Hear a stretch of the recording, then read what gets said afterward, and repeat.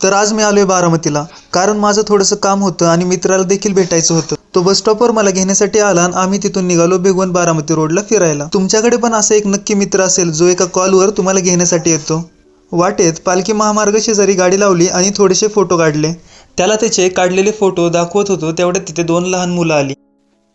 कहाँ से हो तुम? छत्तीसगढ़। और तुम? मैं हैदराबाद से। नंतर आम्हाला समजले पालखी महामार्गाचं ज्या कर्मचाऱ्यांना काम दिले त्यांची ही मुलं आहेत. त्यातल्या एकाला हे R15 बाईक सोबत फोटो काढायचा होता. बेसिकली कधी आपण ब्रँडेड कार बाईक पाहिली तर आपल्याला विचार येतो की हे आपल्याकडे का नाहीये. पण कधी आपण सायकल चालवणाऱ्या व्यक्तीकडे पाहून विचार केलाय का की आपण खूप नशिबान आहोत. आपल्याला जे काही भेटतंय त्यातच समाधान माना, कारण ते कोणाचं तरी स्वप्न पण असू शकतं. आमच्या मोबाईलमध्ये त्याचे फोटो काढले आणि त्याच्याकडून त्याच्या पप्पांचा नंबर घेतला आणि त्यावर सगळे फोटो शेअर केले. लाईफची एक फॅक्ट आहे, कोणीच गरीब किंवा श्रीमंत नसतो, कारण भाजीतलं मीठ आणि भाकरीचं पीठ साऱ्या घरात सारखंच असतं.